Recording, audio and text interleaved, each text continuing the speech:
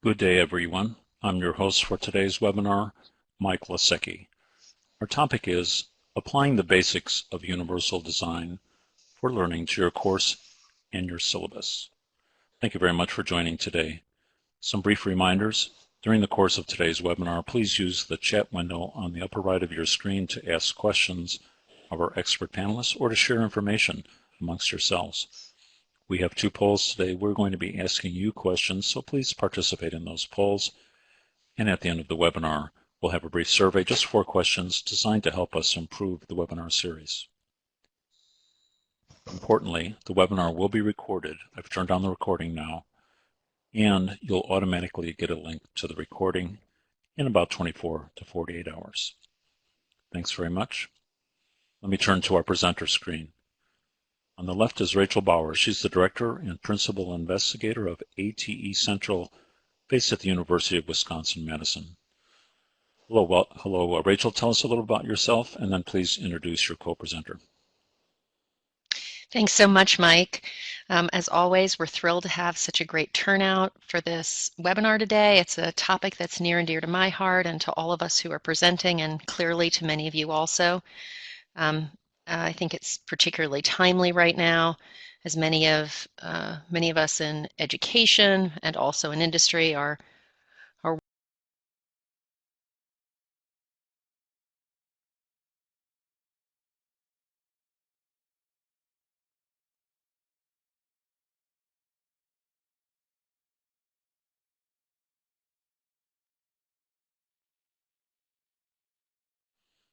Folks, we've lost Rachel's audio feed for just a second, so hold on. and these. Rachel, it's Mike. We've had some audio issues there. Can you do a test with me right now? Absolutely, Mike. Can you hear me okay? Yeah, now I can. You blinked out for a moment there. Rachel, rewind your talk a little bit again and give it another try. Thanks. Absolutely. No worries. No worries. I was just saying that in the current situation, many of us find ourselves working from home, teaching remotely, working remotely, and these issues around universal design for learning are always important, but I think for many of us they're feeling more and more pressing. So we're thrilled to have Sam Johnson with us from CAST. I'm going to turn it over to Sam and have her introduce herself now. Hi, Sam.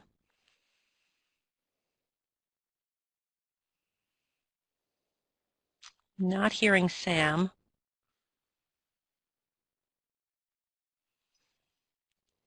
I saw her mic light up there for a moment. Sam, would you come on when you have a chance?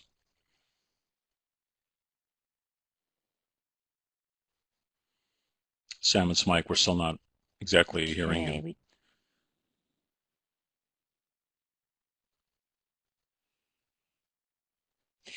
Right. Well, maybe she's back on. She's typing at the moment. You know what I'm going to do, I think, is while she comes on, let's go ahead and open this poll up, right? So we want to know a little bit about why you're joining us today, learn a little bit about you all. So you can go ahead and click on the button that describes somebody's hearing chirping. Interesting. Can you all hear me? I assume you can hear. This is Rachel. I hope you can hear me. We can, Rachel. It seems like you can. It's just internet audio. When there's glitches, sometimes it causes a high frequency chirp. It's just the nature of today. So looks like our polls are going pretty well. All right. They are. So lots of folks who are new to accessibility and want to learn more about the topic. Definitely a good portion of people who are also saying they have students with disabilities enrolled in their courses. So a nice mix. Lots of people who lead others who develop content too. That's actually the largest and want to provide their team with tips and resources and accessibility. And if you have an other, as it says here, please share in chat. So we've had someone who says they do training with faculty on creating accessible materials, which is great. Sonia's saying accessibility consultant do faculty development around UDL. But let's see if Sam is back with us. Sam, can we hear you again? Doesn't seem like it. I wonder if Luis, are you on? She's working. She's working with. She's working on it? Okay. Well, there's a thought. Okay. Sam is working with her IT support. Yeah. Let me All go back to the right. presentation So screen. that's fine. So I'm going to talk while Sam is working on her getting her audio back. I'm going to talk to you all a little bit about ATE. So Mike mentioned that with something called ATE Central. ATE stands for Advanced Technological Education.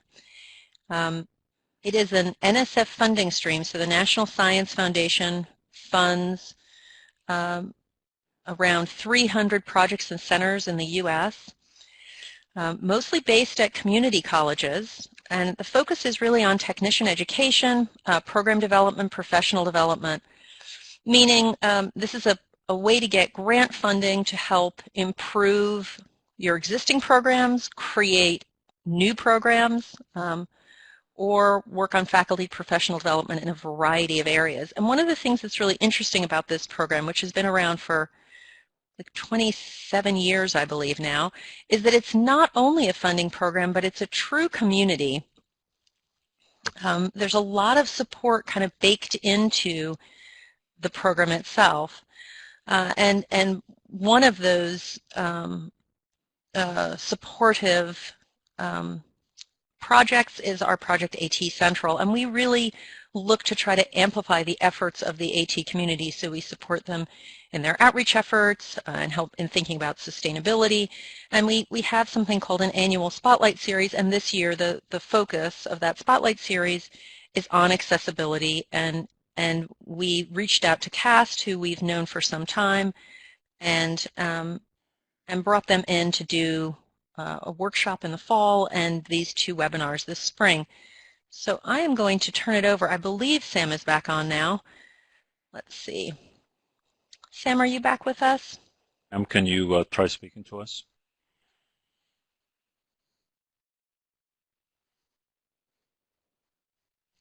Everyone, hold on just for a second while we deal with this audio issues. I'm She's doing wondering the audio if setup Luis... wizard as she's come back in. Yeah. Okay. Okay. All right, great. Would you like to invite Luis to talk a little bit about the AEM Center? If Luis is on, Luis is a colleague of Sam's. We'll see if... Hi. Here he is.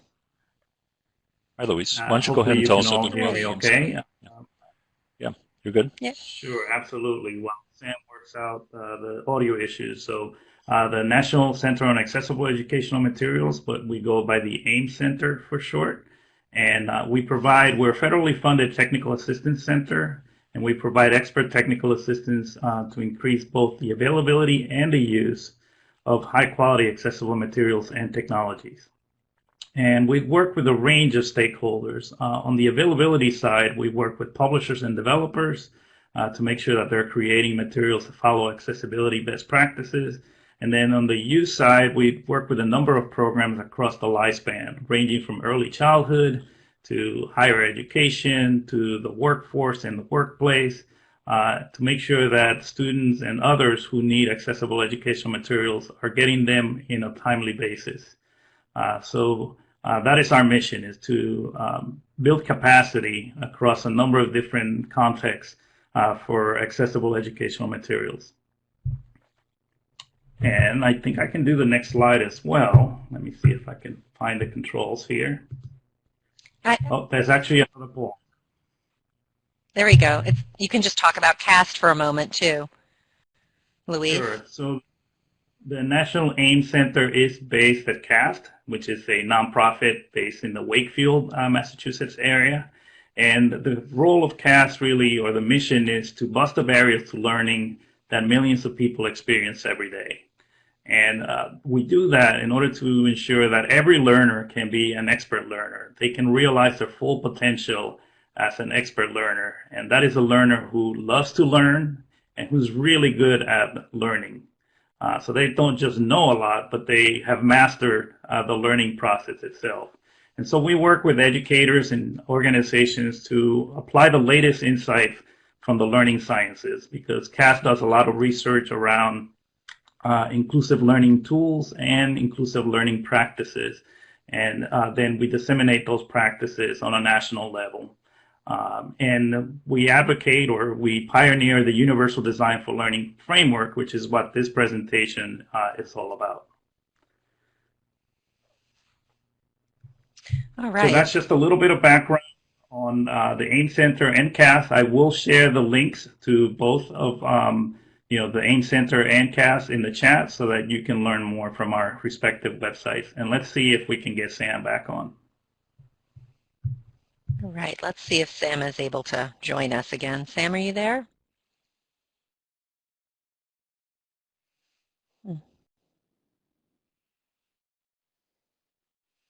Okay, we still seem to be missing. Oh. Are you able to hear me now? So we see. Yes, we are. Yes. How's the sound? Fabulous. I had to pull out my. It sounds a little more. It's too loud. It's a little loud. Maybe just turn your sound down a little bit. Is that better? Folks, hold on while we're doing this. Come down a little bit further, Sam. Okay, how's that? You could still be a little quieter, just a touch, just a few. Quieter, please. Okay, is that a little better? Yeah, or you could move back from the mic too, depending on where you're. All right. Okay, how's that? Rachel, well, let's go with that for now and see how it That's works. perfect. Yeah, I'll chat to you. That seems fine. Okay. Yeah, let's do this poll. Yeah. Let's do this poll really quickly, and then we'll get into the meat and potatoes. Sorry for the technical issues, folks. You know, these days everything is a little overwhelmed technology-wise, so we're just having some moments here. All right, so we want to learn a little bit more about you all. I know that we've got lots of folks attending. We have people from all over the world attending today. Many of you may not be part of the AT community. So we're interested in hearing about who you are, and if you'd like to share other information with you, there are 15 of you that have said other as your current role. You're welcome to put that in the chat again. All right. So we have some folks who are in support role for instructors and students, a special ed administrator. Trevor's here with us. He's in Ireland with a head. Professors, faculty development. All right, so lots of real diversity in terms of who's attending today, which is great to see. All right, Sam, so let's just move ahead. Thank you, Mike, for having that poll. That was wonderful. Okay, so Sam, I'll turn it over to you now. Great, thank you, Rachel, and I apologize, everybody. That's best laid plans. And that's sort of why we're here today, because as we think about the syllabus, really the structures of the learning experience, you know, whether it's time and how we manage it, many of us are juggling caring for our children while learning, other things, managing health, technology, the way we deliver our learning is changed for many of us. And the circumstances that we're all in have changed. So, you know, even if you put the content and skills you're trying to teach to the side, so much has changed, and really revisiting our syllabus right now lets us think about our roadmap and how that needs to be a little different now. So our objectives today are really to help us understand how accessibility fits into the Universal Design for Learning framework, provide examples of the application of the 4 POUR principles in the context of a syllabus. POUR, Luis talked about it in our presentation a month ago. The POUR stands for Perceivable, Operable, Understandable, Robust. And we're going to try and put into plain language that that's really the web content accessibility guidelines, really how we make the web and how we make digital materials and delivery technologies accessible to individuals with disabilities and more effective for all, and identifying AIM Center and CAST resources for further learning about universally designed educational materials. So why your syllabus? So we just talked a little bit about how much the structures have changed. So as you imagine your roadmap, what does that road need to look like? It needs to look pretty different now than it did even just a few weeks ago. And it needs to really look different for different people that are in your courses and programs. So if you can put in the chat, just to share with one another is as important as listening to this presentation, what are your thoughts about how you might adapt your syllabus to address the changes and how teaching and learning are likely happening in your context now? So we like to talk a little bit, yeah, definitely different representations of the text, and good thoughts here for sure. Changing roles of people like instructional designers changing quite a bit, needing to offer resources in different ways. These are all great, and some of the things we'll talk about a little more today. So we often like to go to one of the really well universally designed applications and technologies that we all have now. So when you think about your syllabus, it's really your place to frame your course, to think about what you're going to be offering, and many of you are having to revisit that now. The really important thing is that we really know our destination. So when we think about using our smartphones, which many of us have, and we think about trying to get somewhere, we really need to know our destination. We need to plug what that destination is into our smartphones. But the nice thing about our phones is it gives us a lot of different options for how we can get there. Some of us want to get there the fastest route possible. We can plug that in. We can make that adjustment. Some of us want to take the scenic route. We can put that in. I'd like to drive by the ocean, see the view. I have a little bit of time on my hands. Some of us, I have a friend who doesn't like to take any left turns, so she tries to find her way from where she is to where she's going with very few left turns. So when we think about the smartphone, it provides a lot of options for how we get to the same destination. It gives us some choices. Those options are extremely important to our learners now because they're all in very different circumstances. And they're always important for students with disabilities that they have choice in how they can receive information and engage with the materials. There's also options when we think about our phone and how we get the information. If we're driving, we can have the information spoken to us. We can have just the text view. We can have just the map view. We can zoom in or zoom out. So really knowing the destination is the really important thing, but thinking about in our syllabus, how do we provide some options for how people get to the destination, understanding that everybody is really going to be operating in slightly different circumstances now. So that's really where we want to think about our syllabus and the spirit with which we want to think about it. Universal Design for Learning is a framework based on a very large body of research into really the science of how human beings learn.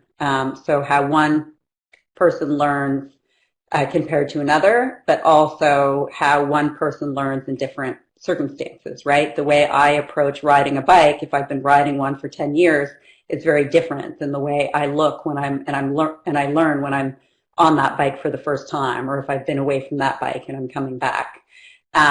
So really what Universal Design for Learning does is it helps us think systematically about how we design for the differences that exist in any learning environment we have from the very outset. So how can we plan for the variability or the differences from one person to the next, but also in a single person from one situation to the next that are going to show up in any learning environment we have.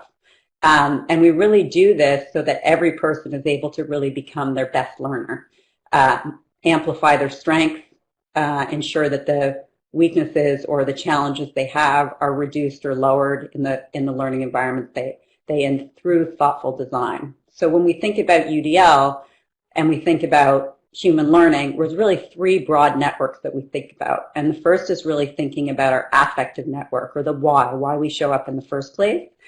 And that's really focused on engagement in UDL. And the first principle really being provide multiple means of engagement, knowing that not everybody's going to be motivated to learn in the same ways.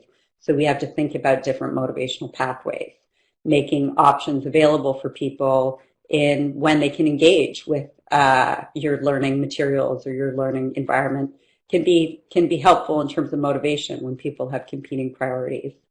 We also want to think about our recognition network in our brain. That's actually at the back of our brain, but that's how we really take in information that's coming at us. And that's going to look very different from one person to the next. And so how do we provide multiple means of representation? How do we represent the information that we want our learners to absorb in more than one way so that we have a chance of really reaching a much broader base of learners? And then finally, how do we really think about providing different supports for our strategic network, our how of learning, how we go from just taking information and turning that into skills and abilities and responding to demonstrating our understanding. So how do we provide multiple means for people to act on information and express what they know, knowing that that's going to look very different from one person to the next. Some people are going to be very goal-oriented and goal-directed and are going to understand the steps they need to get somewhere, either because that's a strength or it's something that they've done before or it's been well taught. For other people, they may need some scaffolding and some support around that. So those are just some things that when we think about planning from the outset for the differences that show up, we really think about providing multiple means of engagement, providing multiple means of representation, and providing multiple means of action and expression so that we optimize the learning environment for all learners. Accessibility is really central to universal design for learning, and we really like to think of it as basically the foundation of our house. So if you don't have a good foundation, you can't really build the bathrooms, the rooms, the roof that you want. And accessibility is really our kind of foundational layer, but it's essential, but we say not sufficient. And the reason why is that the purpose of education is not to make information accessible, but rather to teach learners how to take accessible information and translate that into usable knowledge, knowledge they can use in their mechatronics course, knowledge they can use in their industry internship, knowledge they can use in their business, technology business course, whatever it may be, that they can actually take the information and turn it into something that has meaning in industry and meaning for them personally in the career pathway they may have chosen.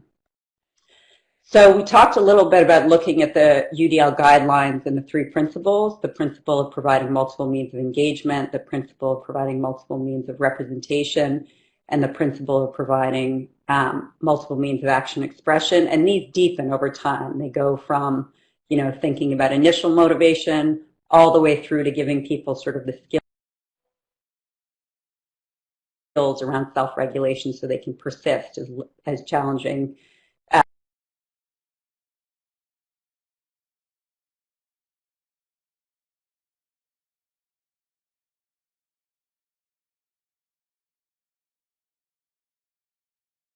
activities and opportunities around learning come up. Similar with action and expression.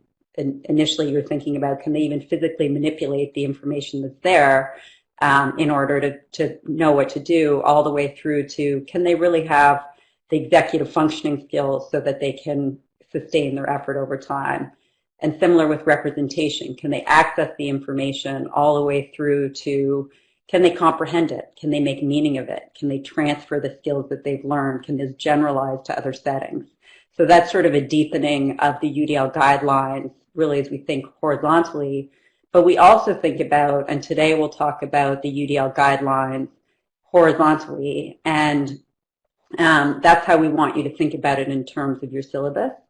So really, the first layer is really around creating access, and that's what you want to convey right now so much with your syllabus and with the work you're all doing.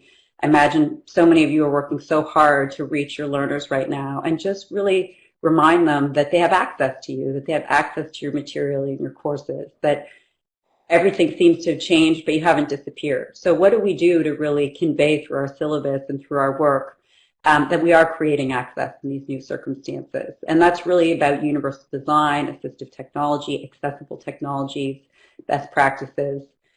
But access, as we said, is important, but it's not enough. So how do we in these environments think about taking accessible information and turning it into meaningful learning? How do we build learning skills so that people can persist and keep engaging with that information and turn it into opportunities to build new knowledge and new skills. And then how do we really ultimately build self-directed, goal-oriented, knowledgeable learners? How do we build their independence that from one circumstance to the next, they're really just, they see themselves as and they're seen as expert learners wherever they may be? How do we continue to build on those things in these circumstances? So let's stop here for a moment because I've put a lot at you in terms of the UDL guidelines, and we had our little tech bumps, and just see if there's any questions at this point around both the way we look at the UDL guidelines horizontally and vertically. So Sam, Tina had asked, how do you find the balance with designing for all? You can't be all things to everybody. Where do you draw the line? And Luis definitely provided some good information, but I thought it might be a nice thing for you to talk a little bit about. I mean, I think this is an issue that people get nervous about. In other words, you know, how do I make something that's truly accessible to everyone if I'm thinking that way? You know, and I know you talk a lot about that in the workshop and other places, but I just thought it might be a good thing for you to talk about now too. Yeah, I think it's a great question, Tina, and I think that there's a couple different important things. So I think the first is that using best practices around accessibility and universal design for learning will not eliminate the need for accommodations. So some students will require very specific accommodations. They'll require an interpreter in the classroom, for example. They may require a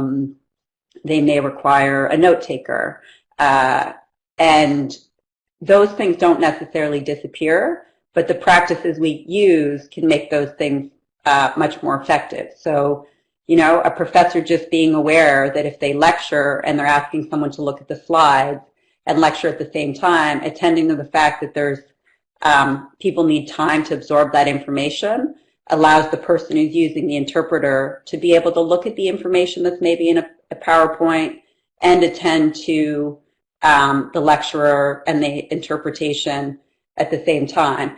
That practice of actually making sure that you take time to let everybody absorb multiple sources of information is going to be essential for that one person who's using that accommodation, but it's probably going to help all your learners because you're actually going to give them time to digest, which often in STEM technician education, you know, complicated material. So that's the first thing is that, you know, UDL does not eliminate the need for accommodations, but it can help with the compatibility of the general classroom and accommodations and make those more effective. And in some instances, it can reduce the need for certain accommodations. I think the other thing that's really important to think about is accessibility is also going to be context specific. It's going to relate to the task, the goal you have for your learners, the tasks you have at hand, the environment they're in, and the capabilities of these people to use whatever technologies you may put in.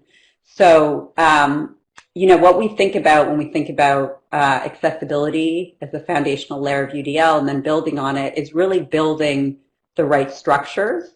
But you may need to still work with your disability services office. You may still need to really get feedback from your students about, okay, what else would you need in terms of support? And your syllabus really provides an invitation when it's well structured for your students to really give you some feedback on what they actually need.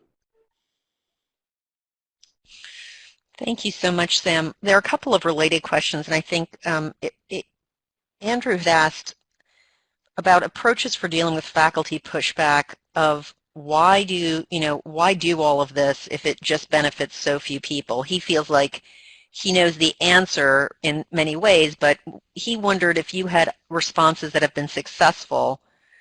And then Trevor was also asking, you know, if people are new to UDL, how can it be incrementally introduced by the educator? So yeah. Sort of not the same question, but sort of related things, the benefits and how you sort of incrementally introduce the concepts. Mm-hmm. So those are both great questions. I think the first one related to the benefits would be trying to identify for people that certain practices are essential for some but benefit others. So take, for example, the practice of captioning right now. in today's circumstances. So if you caption your videos, it's clear that somebody who cannot hear the content that's coming across in the video, captions for them are absolutely essential. But I can attest to this circumstance a lot because I have 3 children, 7 and under. If I'm trying to pay attention to information and I've got my kids generally fighting in the background, and I can actually pay attention to the captions and read those, I can still follow the video. If I'm, you know, learning in an environment where there's lots of other people, or outside of these circumstances that we're in now, I'm sitting on the bus and trying to follow my lesson. If things are captioned, I'm actually able to get that information. Even though it may not be essential for me, it's important. If I have a transcript of the video information and I'm somewhere where I don't have a lot of bandwidth and downloading the video takes a really long time, I can access the transcript and still get the information. And then later when I'm back at, you know, a place where I have better access to the internet, then I can actually go and follow up with that information I've been able to read with the visual support. So I think that's really important, is to help people understand that certainly things that are practices that are essential for some people are going to be essential for them, and you know, will make the difference between whether they can participate or not at all. But many of these practices will improve the learning experience for everyone. So I think finding those high leverage practices, and we've got a lot of things now that are kind of top fives around video, top fives around image descriptions that we can share out more of, and some resources are at the end. But trying to find out, do a really quick analysis of who benefits from this. And often you'll find it's more people than you think. And then the other question, and Mary had put this in there, this idea of the +1 approach. And what we mean by that in UDL is really think about a +1. So what's one thing you could do that maybe you're currently not doing now? It doesn't mean that you have to do everything, but what's one thing around UDL you may do that you're not doing now? So think about something like how you monitor the progress of your learners, right? And give feedback. Progress is really monitoring their progress to know if they're making really any gains at all is very important, especially now as people are all distributed and whatever. So what are the things you might do to put in a few different ways of paying attention to what kind of progress people are making? Maybe you invite, you know, what was your biggest question at the end of the week? What was the thing you understood least? Share that out with me. Maybe you have 3 students in your course. Say you give a Zoom lecture. You have 3 students from your entire course all take notes. They're all going to have a slightly different perspective on what they heard. And then you post it to the course site so everybody can see. Those are things that you could do that would just look at, you know, monitoring progress. Are people understanding? Are they not understanding? Everybody's going to benefit from those things. It's a really high leverage practice. It doesn't mean you have to have eaten the entire cake of UDL. You know, you've taken a good slice and you've added benefit to people. And then as that becomes stabilized and comfortable, try something new. We definitely don't advise people to feel like, and especially in these circumstances, like they have to do absolutely everything. It's not in anyone's best interest to feel like, oh no, now I have a brand new job.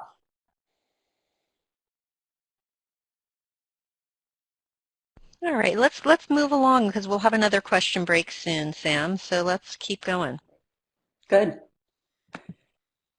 So let's think about this access layer. As we said, if people don't have access to the information, they can't manipulate that information and engage with the material, and they're walking into an environment feeling like, oh my gosh, I'm not motivated to start, I'm not going to be successful here, they're really unlikely to continue and stick things out when they start to get harder. So we really want to think first about this layer of really creating access to the information, capacity to engage with and manipulate that information, you know, physically, and the capacity to sort of recruit people's interest and help them, you know that yes, we're in these new circumstances, but this is still a place where they can learn and they're welcome.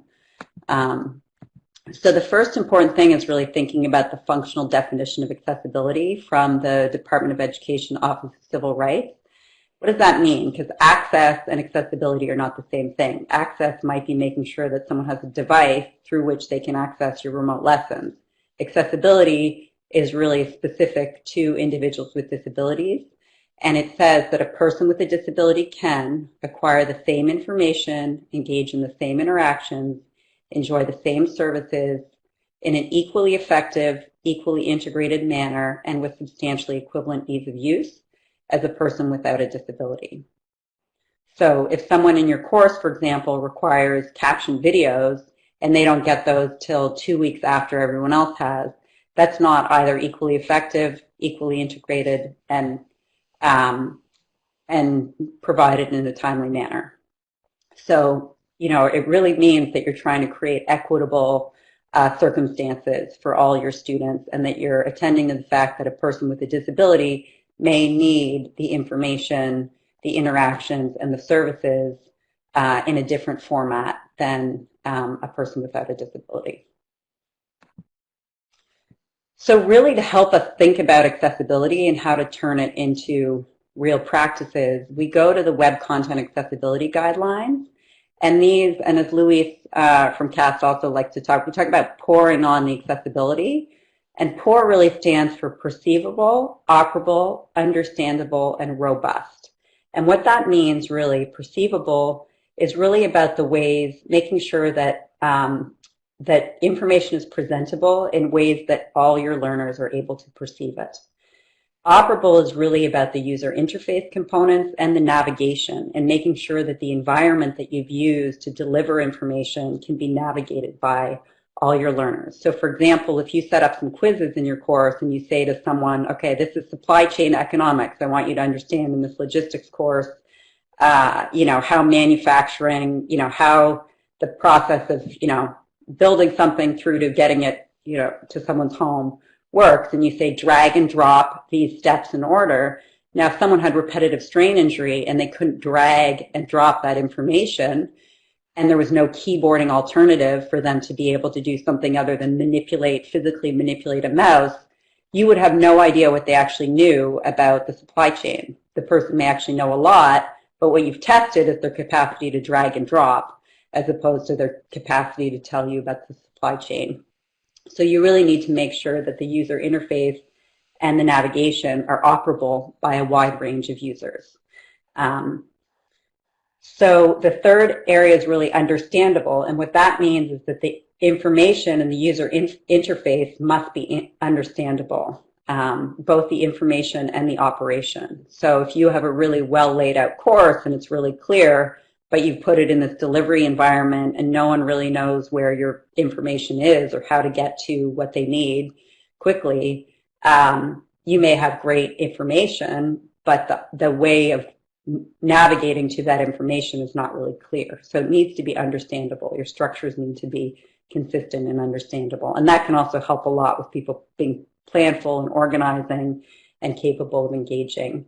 And then the last area is really robust. And what that means is that the content must be robust such that it can be interpreted by a wide range of user agents. So I'm on Firefox, you're on Chrome. Can the same information be used? I'm getting the information through my cell phone, you're getting it through a desktop. Can we both get the information in a format that works? Does it work with assistive technology? So if I'm using an assistive technology, does it work effectively with the content that's in there? So when you think back to your syllabus, the first thing you can do when you think about POUR and trying to understand POUR a little bit is putting in there a clear accessibility statement. In addition to your institution's accommodations language, which often have to be in your syllabus, consider including a statement in your syllabus that describes accessibility UDL supports. This can enhance usability and really communicate the welcoming environment, right? People can, you can do all these things that are there to support students, but if they don't know that you've made that effort and they don't know necessarily where to look for that effort that you've made, they can miss it, right? They cannot take advantage of those supports you've created. For students who need these things, these supports, it really lets them know that although we've moved to this remote environment, that course is still just as intentionally designed for them as it ever was. So really putting in a thoughtful accessibility statement in your syllabus can go a long way to help people know that this that you've thought through these issues, and that your course is designed with them in mind. You can also model accessibility in your syllabus. So think about understanding some of these pieces of POUR and taking one aspect of POUR as your +1. Asking the question when you design your syllabus, and think about, the components in your syllabus. So not just the syllabus itself, but the activities, the information, those things you're expecting people to do or click on or engage with from that syllabus. Can everyone see and hear the content, right? If you're delivering a live webinar, can everybody see and hear the content? If you're delivering a video, can everyone get these things? And then thinking about how could you go about making sure that things are perceivable? Things you can do is include alternative text for visuals, include captions and transcripts for videos. Those are, include alternative text for visuals and caption and transcripts for videos are two really high leverage practices that you can do, make available in your syllabus. So if we go back to just this first piece of POUR, perceivable, and videos can be a really powerful medium for conveying information and for connecting. We built at CAST a few years ago a web resource, a free web resource that is probably quite helpful at this time. We built it with community and technical colleges that were all TAC grantees, and it's called UDL on Campus. And we have a whole section in there called Media and Materials. And there's a specific resource in there just that I'm pointing out here on video. And it really gets into how can you think about video in a UDL way. On the right-hand side of that resource is a call-out box, a great call-out box that has links to all sorts of accessibility practices for video, like, for example, captioning and transcription. How to create captions in YouTube is linked from there. And that's actually, I've been doing that with my 7-year-old as he's had to do work for school. We've created a YouTube channel, and it's actually quite simple to be able to create captions in YouTube. It's become simpler and simpler. So that's one of the things a practice you can pick up that'll go a long way to making your syllabus accessible, but other things. And then beyond that, thinking about audio descriptions, and this really matters very often in STEM courses because so much of what's conveyed is not just what you say, but what you see. So describing what you see for someone who can't see it is really essential. And audio descriptions are added post-production for details, who's in the room, expressions, space descriptions, equipment descriptions, those types of things. And NCAM, which is actually a partner of AT Central also in some work, NCAM's Cadet is a free captioning software and audio description software that you can use as well. So thinking about videos in your syllabus, there's lots and lots of places where these can fit in, but that one of the ways in which you could use video, and really nice now as people have moved, is just introducing yourself as a faculty member. So maybe that's at the beginning of your syllabus, but maybe you have an intro to each lesson you plan to, what's your overview of the week? What are we going to cover this week? Here's my broadcast from home. Video is really very inviting for people. So well-captioned and captioned and transcribed videos can really let people know that you're still there and can invite people into the learning. You can often use B-roll, which is sort of images or, video that lays over as you explain that could show what you're doing. You could use it to introduce activities for the week, to demonstrate a skill or a practice. So much of your work is hands-on, and many of you in ATE have lost that capacity to really be there with your students in person showing hands-on work. So video, you could have your video of the week linked in your syllabus of the practice or skill you want people to master or think about mastering that week, and you could demonstrate it through a caption and transcribed video. You can provide feedback to learners via video on their work. You can use it in social media that's linked from your syllabus. And if you have other thoughts or ideas, please put those in the chat for other sort of thoughts about having students. Tina said having students video their assignments as evidence of their demonstration of knowledge or competency. That's a great idea.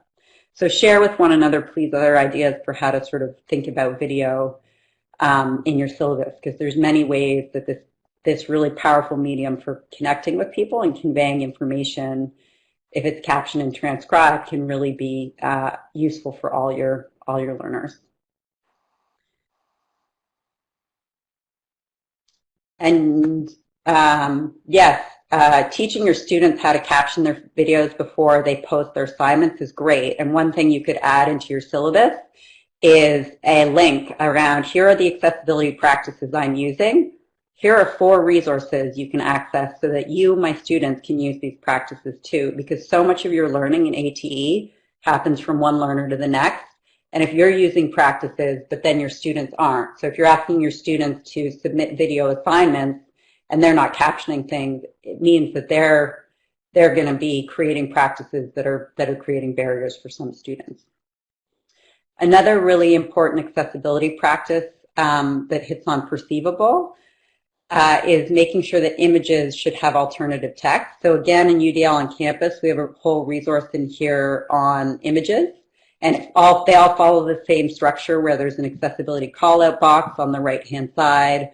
There's UDL connections along each of the 3 principles, and then there's an example of how to use images, different types of images. So at a very simple level, images should have something called alternative text, and that tends to be a pretty short description of what the text is, what the image is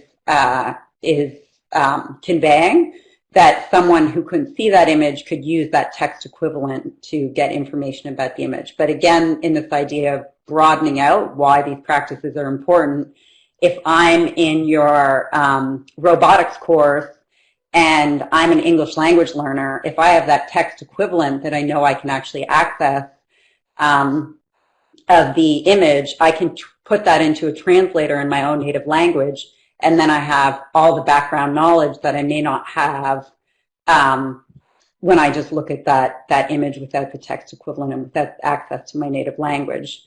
Deaf and hard of hearing students, who very often are incredibly good at accessing visual information, still often lose a lot of incidental learning that comes in conversations, right? They don't always have access to conversations because there may not be an interpreter there. People may not know that they can't hear the conversation.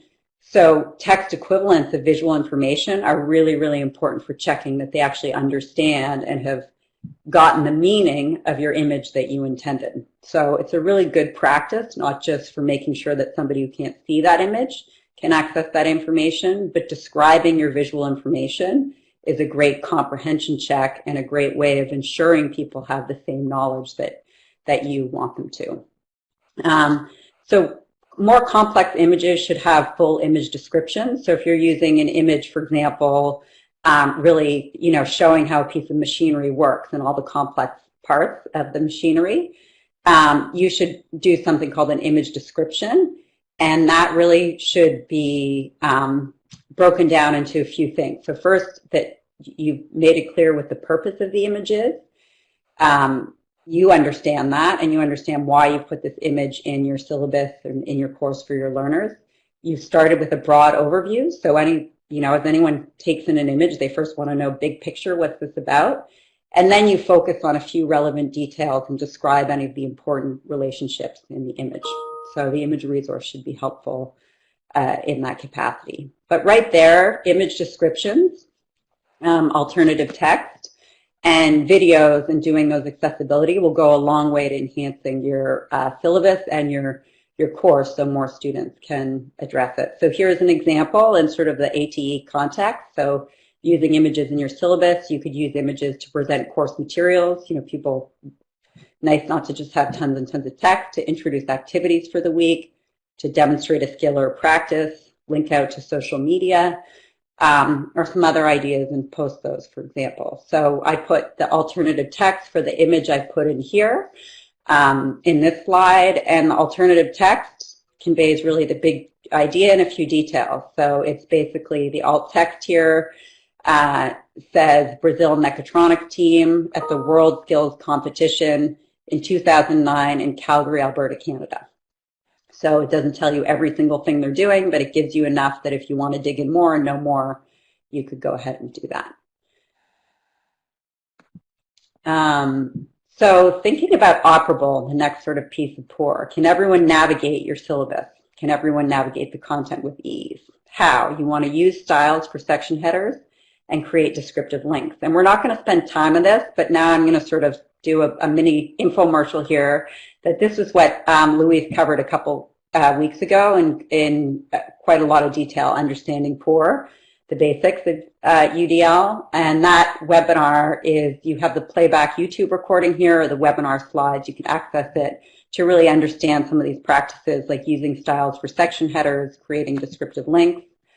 So really this allows you to ensure your syllabus is operable. If you apply styles, so the headers that are available in your, as you're thinking about using Word or PowerPoint or Word, you actually use the headers that are there, the header structure. It allows you to structure your document in such a way that a screen reader knows, okay, this is a level 1 header, this is a level 2, what level of information, and it actually lets you generate an automatic outline from it too. So somebody could have a table of contents right there in your syllabus and jump to what they need. So this is an example of the textbook is a header, the course website is a level 2 header. I know that those are sort of the same level of information, and it's clear how I navigate the structure of that information.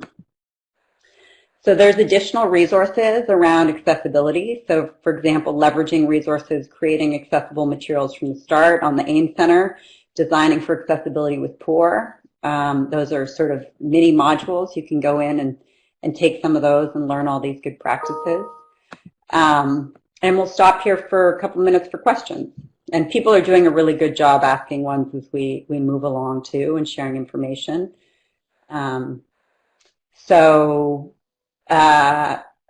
Rachel, we'll just, I think, keep letting Louise answer these in the chat. There's not too much more, folks. I think so too. Right, okay. I think so too. We've only got about 10 minutes left, and I think he's doing a great job of that. And if there are other questions too, just to let you know, Sam and Luis, the contact information will be at the end, and people are very welcome to email us with questions afterwards if you feel like you have a question that didn't get answered. So I just wanted to bring that up too. Yes, absolutely. So I will just let's just go. Sorry, Sam. Yes. Let's just go ahead and move forward. Yeah. Great. And if you're ever lucky enough to have Luis as your wingman, you're a lucky person. Great. Thanks. Okay. So moving on to the build layer, as we said, not just, you definitely want to make sure that people can access your syllabus and access the information. And that will do a lot to make them feel like, why am I here? Okay, I know why I'm here because I've been considered in this process. I've been, people have thought about me and my needs in terms of learning. But then that's where the rubber meets the road, and you want to make sure that you're doing the things you need to do to support making learning meaningful, helping people build the learning skills, so that you're doing things so that they're sustaining their effort and persistence, they're staying motivated. You're doing things so that the information that you've provided, they have those supports and that scaffolding to make sure they can get it. So on our AIM resources, and we put in there last time, people had asked about things like accessible math. So if a screen reader's reading a math equation, how do you make sure that that math is read in a way that somebody can access it? So we have some resources on things like that, or accessible PDFs. Those are important. Or doing things like making sure that you have a glossary of terms and you've defined key vocabulary and maybe provided, more than text descriptions. Those are all things that help people really build from just, okay, I can take in the information, to, okay, now I can understand it. And that people can, we talked about progress monitoring earlier. So, they can act on the information and express themselves, but they can also understand where they're not understanding and get some feedback from you. So what are some things you might do around the build layer? Well, choice is really essential, and that's where really learning a new accessibility practice can improve how you deliver materials and share materials remotely, because this will give your learners choice in how they actually engage. Thinking a little bit about how each of your students can connect with you in the current situation, that might look different for different people. Asking yourself, how might I reach this particular person? How might I be of help? What choices can I offer for how to connect with me, both in the live offerings I provide, an Adobe meeting like this, and the not live, right? We record these webinars because we don't expect everyone to be able to be here right now at this hour. So we provide it as a recording, and we provide a couple different formats for people to be able to access that recorded information. Communication choices in your syllabus are really important. So, making explicit to your students that there's more than one way to reach you. Email. Some people set up a Slack channel, and also having your parameters. If you write me after 5 on Friday, I will get back to you Monday. We're all trying to balance our well-being now with other things. So, but just giving your students, more than one way to actually reach you, understanding that if you give them only one way, that there may be barriers in there for them. Providing a demonstration of how to use a communication technology and working with your other, your technology folks at your institutions. Sometimes telling people how to use the technology is not enough. They need to see how it's used. And then using accessibility practices in the technologies you choose. So another UDL on campus resource that we've actually just updated with, best practices around accessibility in Adobe Connect, which we're using now, best practices in accessibility around Zoom, but really how to think about web conferencing technology more effectively. So that's, offering information about what communication choices there are in your syllabus can be really powerful for helping all your students be able to participate in the interactions that you've set up. Continuing with the communication choices in your syllabus, it's important to be proactive and send out in your accessibility statement or a statement about a meeting you might be setting up, asking if students require any accommodations. So for example, a student who was hearing impaired might need to participate remotely with CART, and that this real-time captioning service would have its own chat window, so someone would be able to follow that. Speakers should always use their webcams if possible. It's not always possible, but if possible, and have good lighting so that users can see them speaking. And if multiple people are speaking, like you're having a video conference, have people introduce themselves before they speak each time, and so that people know who's speaking. So if someone started speaking and I wasn't on a webcam or I wasn't on video, I was just listening by phone, it's much better if I know who's actually speaking and I'm not having to guess at people's voices. And then pacing the delivery so that students have time to digest what you're saying. And this is also true of the information you're sending, understanding people have a lot of demands now. This is sort of adapted from the work of one of the ATE centers, Deaf Tech, and their strategies around effective communication. So those are just some thoughts about that layer of sort of building, that build layer. And I just wanted to leave you with one idea around this last layer around independence and really internalizing learning behaviors. I'm a social learning, my work is more in the peer-to-peer learning. So I don't actually believe learners are independent, but I think we want to foster skills in every learner so that they're good learning partners for others and that they can learn from others and with others. And that's so central to the work in ATE, is really just this collaborative learning where people are learning from students are learning from another, they're learning from professors, they're learning from industry experts. So how do we support those things that we want to support to help people really be good learners across all settings? And so when we think about self-regulation and executive functioning, so how do I regulate my emotions so I'm a good learner? How do I, set a goal, move towards that goal, set milestones, and plan effectively? Really thinking about how to address these within some of these new structures for teaching and learning. So again, on UDL on campus, we have a resource on executive functioning in online environments. And we actually walk through an example in that resource of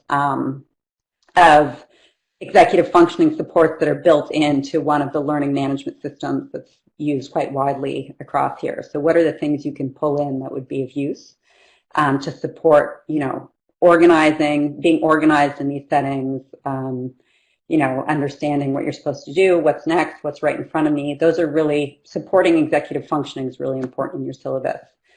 So one of the things you could do and build out from in your syllabus, and this comes from actually another NSF-funded piece of work, but in the informal science area, the work of the Playful Assessment Lab, and they have something called the Beyond Rubrics Toolkit. And one thing they do is set up something called a Stuck Station. And they do it in a physical classroom, but you could do it virtually. And it really is just a standalone video recording station that students visit to explore strategies to get unstuck. So students can record their own thinking and where they're stuck in their work. Hey, I tried this at home, it didn't work, here's why it didn't, I tried it again, what did I do to iterate, where was I frustrated, how did I troubleshoot? Really remembering that what we want to try and preserve is that richness of the processes of learning, not just the outcomes. So really thinking about sharing with one another how they, giving students access to share with you what they're understanding and not understanding, but also to share with one another how they work through various problems in their process, not just the outcomes. You could have a low-tech alternative. You could create a thread in your discussion board on Slack or have a summary at the end of the week. Here's the challenging things we did. Here's where people got stuck. Hey, this was a really good problem. Can we all think about it? So those are just sort of some strategies to make problem solving visible. And then just to finish, I know we're at time, just resources and contact. So there's links to CAST, that's, Luis and I. UDL on Campus is linked from there. If you can't get the links, it's just udloncampus.cast.org. The AEM Center at CAST, and then specifically some AEM resources we've put together for distance education now, and then a link to the UDL guidelines. And there's my contact information, just sjohnston@cast.org. And I will turn it back over to Rachel. Rachel, it's Mike. Are we hearing you right now? It just disconnected me again, Mike, but can you hear me? Yes, go ahead. Thank you. Okay, great. Do you want to go ahead and open up the survey? We'd love it, folks, if you can take a survey for us, just a very brief survey. It's very helpful to us as we look at what else to offer in terms of these types of webinars. And of course, it's always helpful for us as we report back to our funding agency too. All right, well, we want to thank everyone for coming. Rachel, I actually can't see the slides at the moment. It should open up another window for you all, and great. It did. The test machines show the survey up, and we're still here. Thank you. Okay, great. Please feel free to get in touch with us at AT Central. Luis just kindly put our email in there also.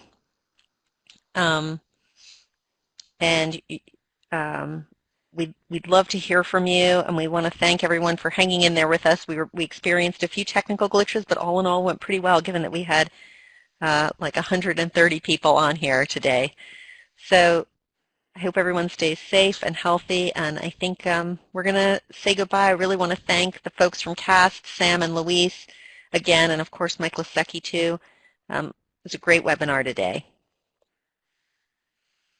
And you will be getting copies of the slides, folks. They'll be emailed out to you in the next 48 hours or so.